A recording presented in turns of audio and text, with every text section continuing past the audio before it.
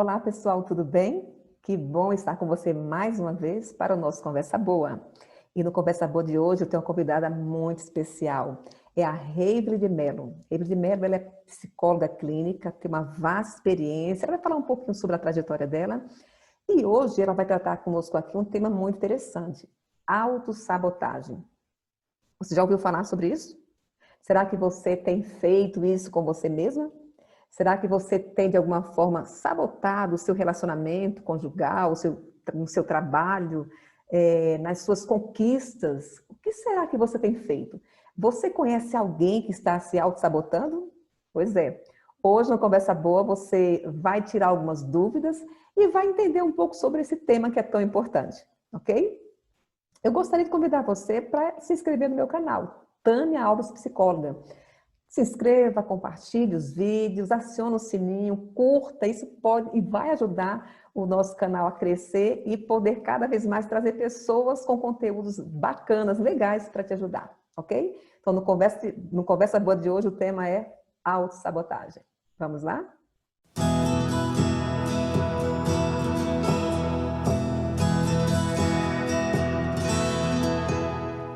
Por exemplo, uma crítica feita por um parente próximo. Eu estava conversando com uma pessoa e ela me disse assim, eu tenho uma tia que é muito chata. Meus primos eram todos loirinhos e só eu era moreninha e magrinha. E ela olhava para mim e fazia assim, ai, coitadinha, ela é tão quietinha, tão sem expressão. Nossa! Até hoje, ela atua sem expressão. Não é interessante? Sim. Como ela decodificou isso se transformou numa verdade absoluta e inconteste, é isso que a Byron Katie vai chamar de uma crença paralisante. Ou a Brené Brown também vai chamar de crença paralisante, né? Eu lembrando agora, perdão, pode falar. Não, terminei, pode seguir, querida. Eu lembrando agora justamente de uma adulta que, de certa forma, funciona nesse Esse estado, sabotagem, né? né? Exato, é esse estado mesmo, né? E ela ouviu da professora lá atrás, acho que na adolescência, que ela nunca ia ser nada na vida. Uma professora falou para ela que ela nunca ia ser nada na vida. Então, essa pessoa, ela passou muita dificuldade para terminar lá, justamente aquele período mesmo da adolescência, passar de cada ano que ela tinha que estudar para passar no ensino médio, tudo mais, era um parto, era um sofrimento, né? Mas conseguiu passar, terminou, e aí vem para a faculdade, não consegue fazer a primeira faculdade, e na segunda foi muito difícil, e passou tanto tempo para terminar. Terminou e não conseguiu seguir o caminho na profissão dela mesma, né, que ela tinha escolhido, e aí você percebe que tem um nó, né? E essa questão da autossabotagem é muito forte, porque assim, eu não acredito, aquilo ficou muito forte, né? Por isso que eu sempre falo a questão da fala, nós temos que ter muito cuidado com o que a gente fala, porque É o que verdade. eu digo pode abençoar e pode amaldiçoar uma pessoa. Então, essa pessoa, hoje na vida adulta, ela tem muita questão de não conseguir, é uma pessoa super inteligente, assim, capaz, inteligente, e ao mesmo tempo tem uma fala assim, nossa, eu sou tão versátil que termino me perdendo um pouco no que eu estou fazendo. Tem muito essa autossabotagem, sabe, Reine? É Não verdade. consigo, porque falaram antes para ela. Então, tem várias questões que não vem ao caso colocar, mas é isso. Então, o que você escuta pode criar, né? Quebrar, trincar, né? O cristal e desenvolver um funcionamento como esse, né? Uma pessoa de É. alta. Você vê quanta justiça, ela faz jus a essa fala da infância, né? Ela faz a autossabotagem justamente tornar real aquilo que o outro disse.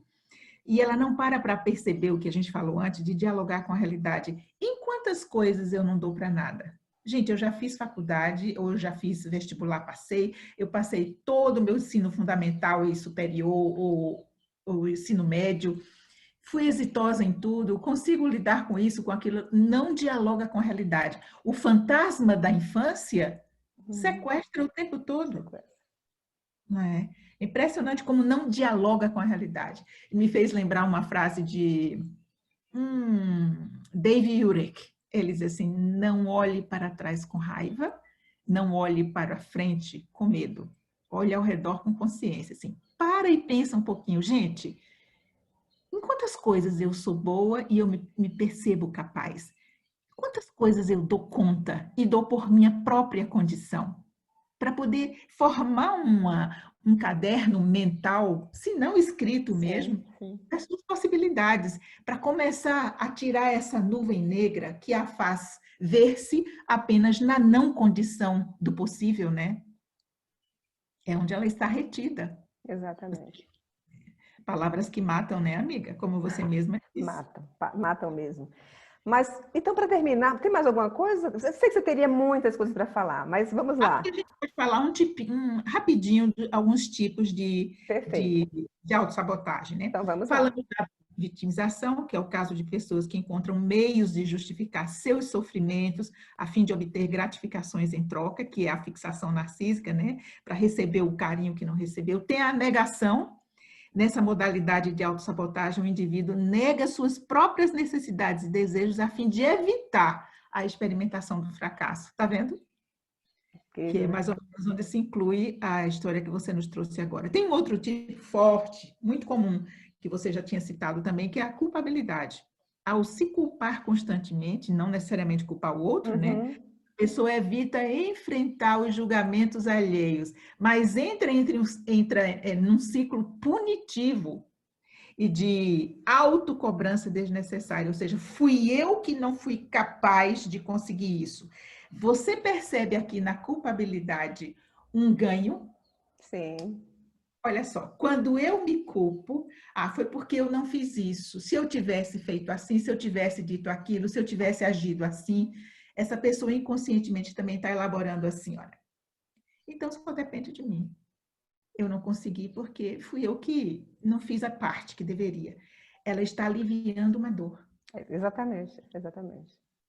E Há ela um, sai do alvo, não é também, não é, Reiveli? Porque se eu já assumi, eu aliviei e acabou. Ninguém precisa falar mais nada para mim. Eu já assumi aqui. Eu não vou mais ouvir desse outro nada. Também tem essa questão, né? é,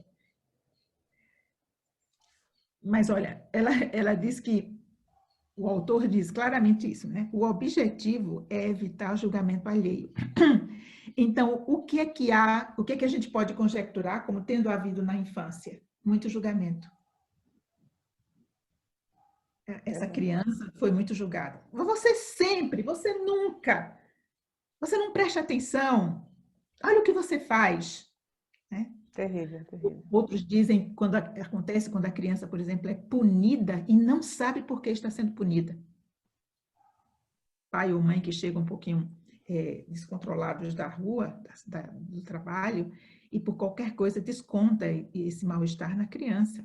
Isso acontecia muito, mas acontece ainda, né, Reiveli? Porque no nosso tempo de adolescente, lá atrás, um dia desse, era muito isso. A gente ouvia algumas coisas, né? Às vezes até apanhava, sem nem saber o motivo, simplesmente porque aconteceu alguma coisa entre os pais ali, algum aborrecimento, e descarregavam. Mas hoje ainda acontece muito isso. A gente trabalha com criança e tal, então tem muito essa questão dos pais, realmente eu nem percebi. Eu falei, eu deixei de fazer, não é? Ele também tem a questão, não é só o que é falado, né? O que é não dito também. Isso causa Isso, tudo. muito problema. O fato é que a gente não sabe o que a gente está plantando ou semeando na cabecinha desses serizinhos, né, Tânia? Sim, sim. A gente não imagina. Um que eu acho muito próximo do culpabilidade é a procrastinação. Aqui o autossabotador deixa tudo para depois, como você mesmo falou. E o fato de postergar essas tarefas funciona muito como um mecanismo de defesa diante da sensação de incapacidade. Ou seja, o medo de fracasso é tão grande que ele nem tenta, ou tenta, mas para, interrompe, procrastina, para não ter que encarar a possibilidade de não dar certo. Viu a sabotagem através de uma Sim, procrastinação? sem dúvida. E eu chamaria também mais um, que é a inconstância, né? Onde uma pessoa autossabotadora tem o hábito de não concluir o que Não começa. termina. Assim ela se protege não só do fracasso, mas também das consequências do sucesso. E eu te pergunto, Tânia, quais seriam as consequências do sucesso, hein? Interessante, né? Porque você geralmente não pergunta isso, né? Não perguntar as consequências do sucesso, ser amada, ser respeitada, ser realizada. Tem tanta coisa, né? Que o sucesso traz, né? A satisfação, o prazer, o gozo em si, né? O ser Mas reconhecido. mas o grande medo mesmo aqui das consequências do sucesso é agora ficar refém desse sucesso, ou seja, para sempre terá que ser um sucesso. Você não pode errar mais, viu, querido? Não Presta pode errar atenção. mais. Aí vem, se tiver ainda uma gotinha de perfeccionismo, né, amiga? A coisa se acrescenta aqui, se hiperdimensiona. Porque o fato é que a pessoa que se auto-sabota é justamente isso. Ela tem muita dificuldade de entrar na vida real, na vida adulta, né? Por conta das responsabilidades. Uma vez, no caso que você está colocando, uma vez que eu tive sucesso, eu não posso mais fracassar. Uma vez que eu Exatamente. concluir essa atividade, esse trabalho, eu não posso mais me justificar, ocupar o outro a mim mesmo. Então, eu tenho que dar conta disso. Olha quanta coisa, hein, gente? Isso, e qualquer outra situação na qual ele se envolva, que implique produzir um resultado, no mínimo tem que ser melhor do que esse que lhe deu sucesso. Então, isso é extremamente exigente, né? A autoexigência aqui. Vamos fechar então esse bloco, Tânia. Olha como Vamos é lá. que. O que será que está de fato por trás da autossabotagem? Medo de não ser capaz de fazer o outro incluir, amar e aceitar. Medo. Medo do desamparo, medo do abandono, medo de não ser o que ele acha que o outro quer que ele seja. Então, na sabotagem está uma coisa que é uma prisão autoimposta às expectativas e desejos alheios.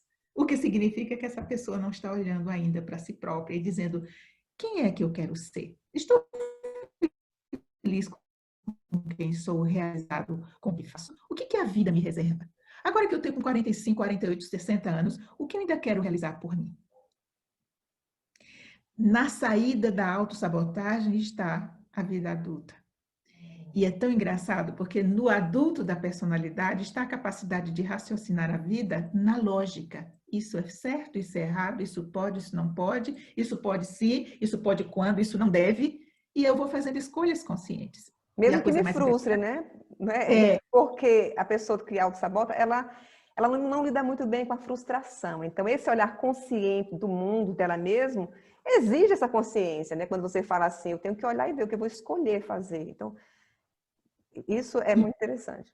muito. Então, sentir medo é comum e natural. Você Claro. sabe que todas as emoções têm a função adaptativa, mas ele se torna uma autossabotagem quando é excessivo e paralisante, que é o que acontece nesses joguinhos de vitimização, negação, culpabilidade, procrastinação, inconstância e outros tantos que a gente poderia passar o dia citando isso aí, né?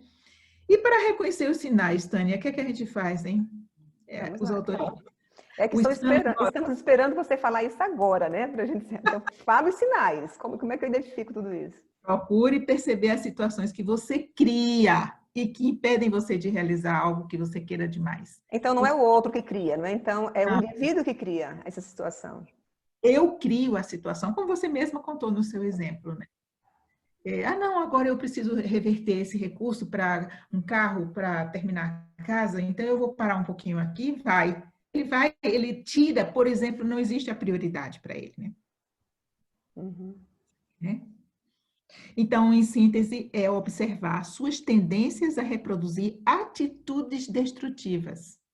Observe quando você não tem foco, quando você não perde a disciplina, quando você perde a determinação, quando você não faz uma escolha por você mesmo, quando está sempre preocupado no olhar com o olhar do outro, o que é que vão pensar, o que é que vão achar disso, e se eu errar, como vai ser?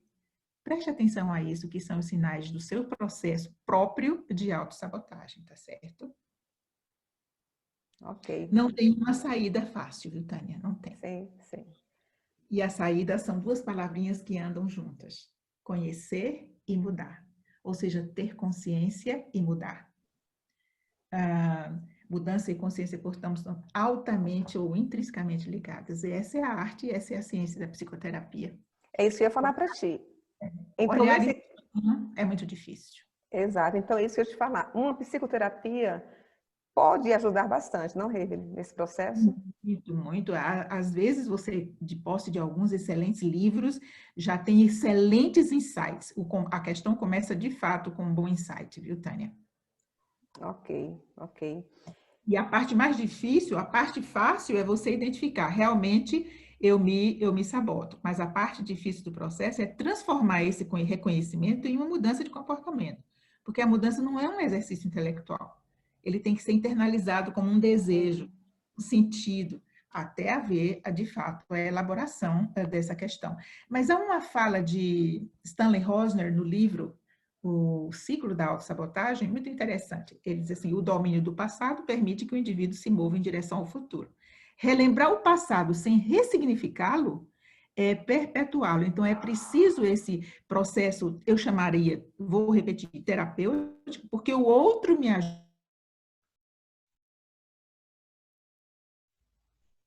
ajuda a conversar, provoquei distorções no que eu recebi dos estímulos externos.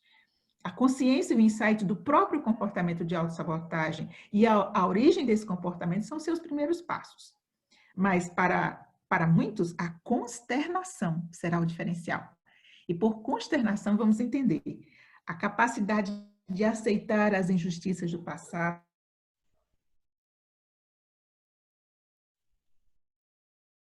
as privações, desistir de lutar por vingança, de lutar por justiça, significa enxergar o crescimento como uma libertação dessa dor, ou seja, só depende de mim. Agora está a partir do momento que me torno um adulto, cronologicamente falando, perco o direito de não cuidar de mim mesmo, o autocuidado, né?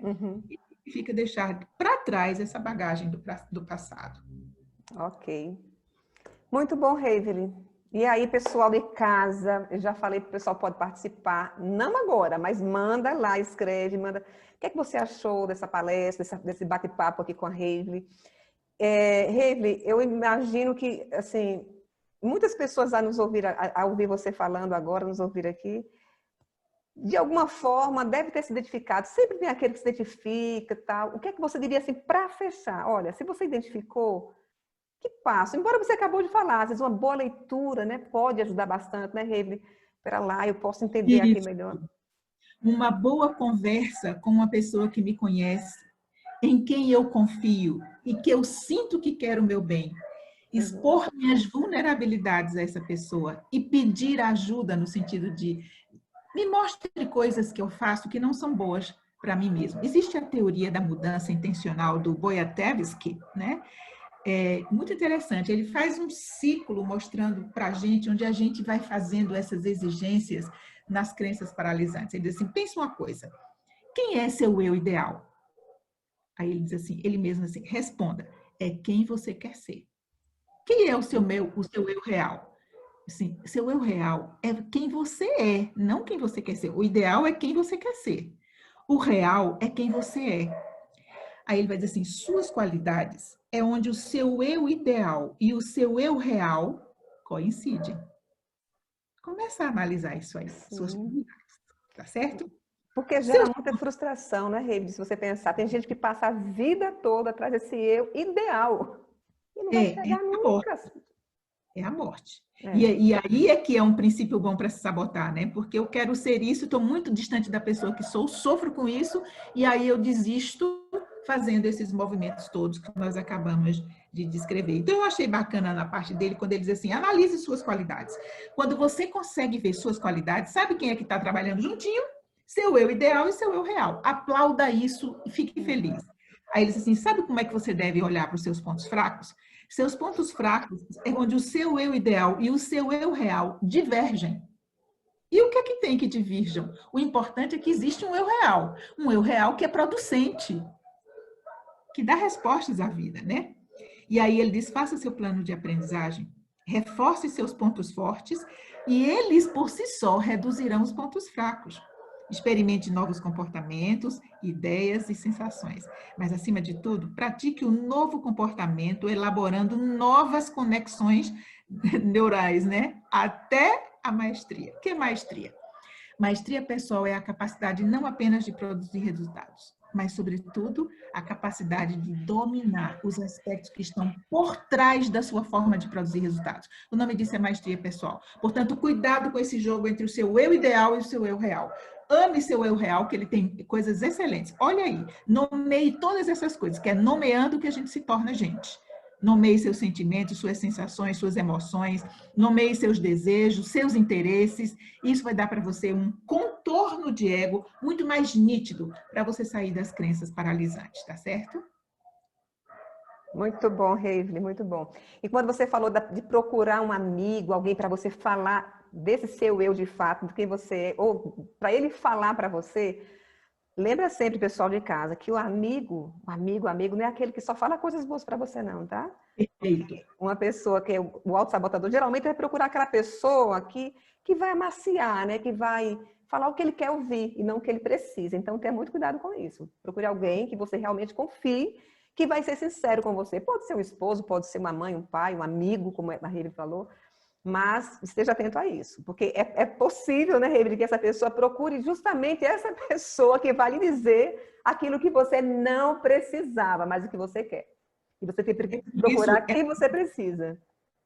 Tânia, por isso que eu coloquei a ressalva de alguém que confie, que você confie, mas que você sabe que quer o seu bem. E que Exatamente. quer o bem não alisa o erro, não passa a mão na cabeça das coisas erradas.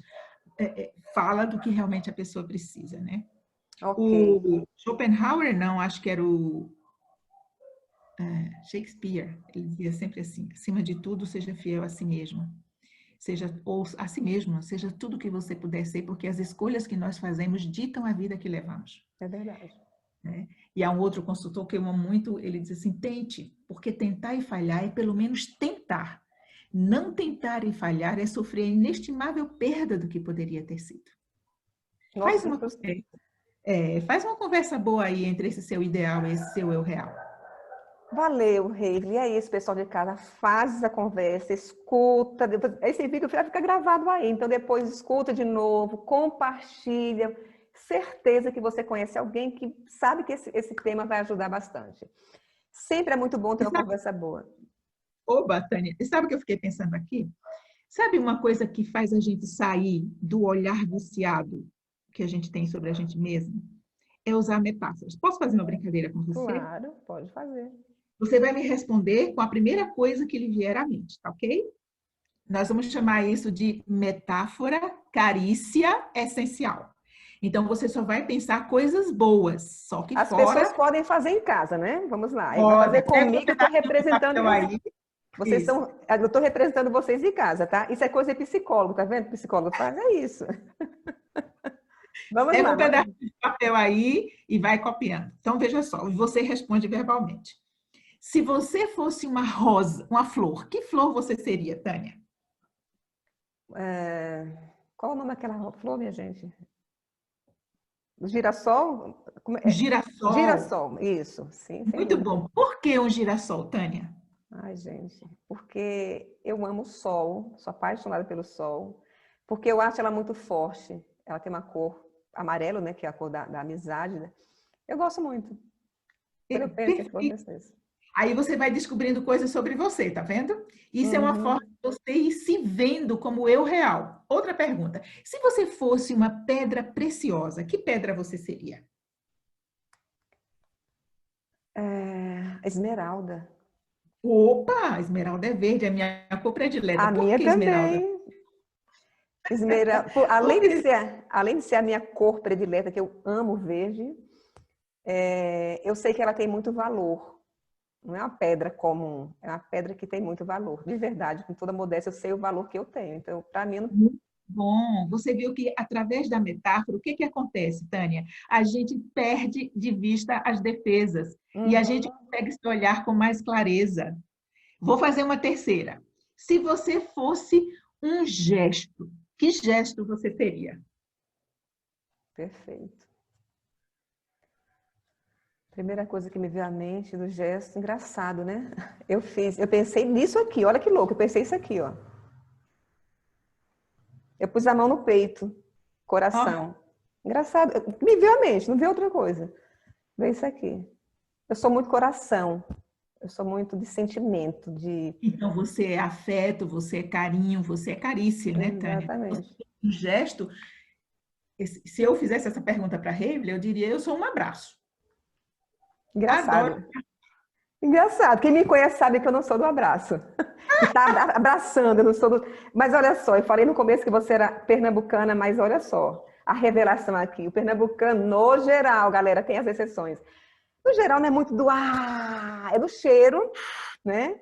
Mas o baiano é muito do abraça aquele povo mais de toque, né? Isso é regra geral, não estou falando que todos são assim. Mas eu sou daqui do peito, eu já não sou tanto do... Sei da importância e faço, mas não é aquela coisa que eu, como você falou, dessa espontaneidade, né? De você é do abraço. Pode fazer outra se quiser. Opa, é tudo de bom, é o que eu mais gosto, é isso aqui. Se você fosse uma proposta, Tânia, que proposta você seria? Essa é bem subjetiva, viu? Essa é. Uma proposta... Ai, gente, não sei se vai dar certo aí, mas o que me veio à mente da proposta seria a proposta de lealdade. Muito bem. Olha só.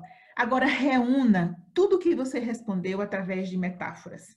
A flor, que é o girassol, e o porquê. Tudo eu pergunto um porquê. Porque é na lógica. Quando você me dá a metáfora, você me dá o hemisfério direito do cérebro. Exatamente. Quando você explica o porquê, você me dá o esquerdo. Quando as duas coisas se conversam, a gente tira um nó do neurônio. Ótimo. Gente, isso é fantástico. Vocês irem em casa, se você fez... É lindo isso aqui, né, Evelyn? Se você pensar, você desarma. Você está desarmado, você está leve. Então, você é capaz de pensar coisas interessantes sobre você, de forma positiva, no caso aqui. Isso. E aí você começa a ver, poxa, né? Se você chegou quando ela fez a pergunta, pedra, você pensou no, sei lá o quê? Uma pedra aqui, um seixo? Não, mas eu falei preciosa, uma Eu pedra sei, preciosa, então, né? mas você percebe? A pessoa tem que estar muito ruim para pensar no... Então, é muito interessante. Se você fez em casa e teve dificuldade, pode falar, Remy. Se você tivesse me feito essa pergunta assim, Pedro, Heibli, uma pedra preciosa, e eu dissesse um seixo. Sim, por que um seixo? Porque o seixo já nasce todo buriladinho. Ele é lisinho, ele é gostoso de pegar, Formatos diferentes. e foi uma pedrinha seixo que fez com que Davi matasse Golias. Perfeito, perfeito. Poderosa, poderosa. Você vê, Tânia, toda vez que eu faço brincadeiras como essa, eu estou saindo desse mecanismo viciado de me olhar sobre uma ótica danosa, difícil, destrutiva, e eu começo a me olhar sobre outro aspecto. Agora eu faria a última pergunta para você. Gente, eu fui dar asa para ela, agora vai fazer um monte de pergunta para mim. Última. Pode fazer. É para vocês em casa também, pessoal. Fica atento aí, responde de cara, viu? O pessoal de casa não pode me responder, eu só posso brincar com você. Mas elas vão responder lá para mim, tá? Vão responder lá para mim. Beleza, então eu pergunto para você. Lembre de você aos 9 anos de idade. Qual é a imagem que lhe vem, 9, 10 anos, que é para você, que traz de você um pensamento positivo sobre você mesma? Lá aos 9, 10 anos, uma imagem sua, qual é? Eu tenho a minha, posso declarar aqui, viu? Eu vou falar a minha. A minha eu lembro brincando com meus irmãos, sem se preocupar com nada, feliz. Era uma situação bem precária na época, mas eu vivia brincando de bang-bang, pulando de árvore em árvore, correndo, brincando de luta. Era tão bom, eu com meus irmãos, jogando bola na rua. Então, assim, 9 anos é eu virada, brincando, correndo no mato com os meninos, comendo frutas, porque lá na região tinha muitas frutas, manga, caju... Enfim, era isso. Eu me lembro assim, 9 anos de idade, com a galera, com meus irmãos, eram muitos meninos, e eu era o menino também junto, né? Porque eu era igual aos meninos, brincando, lutando, era muito bom. Quanto desse estado de ego criança, dessa criança que você viveu de fato, hoje se replica na sua vida adulta? Você é uma menina, uma mulher virada, né? Você é múltiplice, né? Você faz N coisas ao mesmo tempo, você luta, você desbrava. Olha quanto ela está aí você ainda hoje, né? Eu, criança, nessa idade, me imaginava o tempo todo como bailarina. Sério? E chegou a ser em algum momento estudar? Não, mas eu bailo na vida, eu transito no ar de uma forma fácil. Eu vou para lá e para cá, me adapto com facilidade aos passos da vida, sem muita dor. Que bom, então, que bom. Esse estado de ego que a gente deve buscar é esse momento da gente, criança, que não estava necessariamente tão ferido ainda. Tá? Porque mesmo crianças que tiveram uma vida intrauterina difícil, é possível que, por serem crianças, tenham encontrado na vida momentos muito bons quando criança. Resgata isso aí. Exato. Isso é uma forma também. Junta a metáfora com isso aí, veja que nova pessoa você visualiza. É uma pedra é uma esmeralda, é um girassol, é uma proposta de honestidade e de amor, é uma pessoa do carinho. Olha quantos dados positivos você trouxe sobre você mesma só de pensar em metáforas, porque a metáfora impede a defesa. Sim, sim. E de verdade eu penso tudo isso em mim mesmo, tá, gente? De boa, de boa, feliz. Porque a vida é isso, né? Mesmo que tenha acontecido coisas lá na infância que ocorreram, que de alguma forma me afetaram na vida adulta, mas eu tive que passar, né, por alguns caminhos, alguns processos de lapidação, de fogo, né, assim, de arder, de queimar, e me tornar hoje, de verdade, ontem eu conversando com meu esposo ontem à noite, num contexto, tal, a gente falando de coisas para fazer, porque assim, eu sou uma louca, né, eu fico inventando, e ele fica me freando, e ele fala, Tânia, devagar, tá? Até eu conversando com a Reble, né, Reble, semana passada, e a gente começando a falar, era 10 da noite, terminando de trabalhar, e aí até a Reble falou assim, Tânia, dá uma aliviada e tal. E é isso, então assim, mesmo que tenha acontecido, mas a gente vai se renovando, vai trabalhando e vai modificando, e realmente, eu sei, e é importante que você que está em casa, olhe para você com mais carinho, maior carinho, né? Faça esse exercício que tão prático, né, Reble? Tão legal, tão leve, e tão importante para trazer essa consciência, né, de quem é você de fato, né? E eu espero que, de alguma forma, você, menina, você, menino, que estão em casa nos ouvindo, tenha aprendido, tenha sentido acolhido, abraçado, né, nesse momento com a Reble aqui, que trouxe para nós, Reble, tanto conhecimento, tanta orientação, tantas dicas importantes, valiosíssimas, né? E eu espero, em outro momento, recebê-la de novo aqui. Com certeza, o pessoal aprovou e gostou muito da tua fala.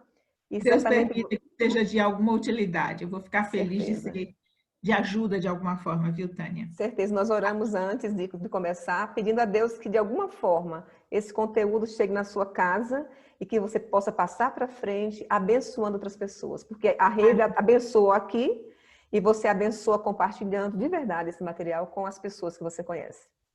Isso, querida. Querida, muitíssimo obrigada, É um Reble. grande prazer. Um abraço a todas as pessoas que nos ouvem, que realmente tenhamos sido de alguma ajuda, que Deus as abençoe e as liberte dessas coisas que geram a autossabotagem, para que possam realmente viver a pessoa que querem ser e se realizem com a pessoa que são. Valeu, querido, um beijo e até a Tudo de bom, próxima. Tchau, viu? pessoal. Valeu. Tchauzinho.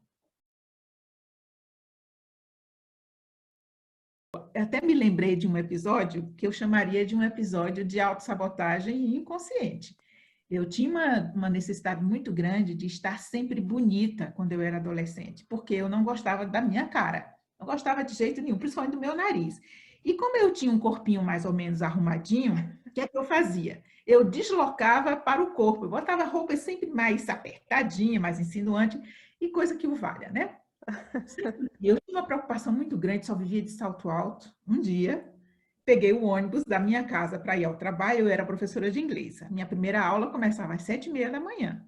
Então, eu tinha mandado fazer uma calça na moda, que era um baixo de lista, uma boca sino de perna deste tamanho, com sapato de salto dessa altura, e toda a faceira dentro do ônibus desfilando, porque na hora de descer o ônibus já estava quase, né, sem muita gente em pé, a maior parte estava sentada.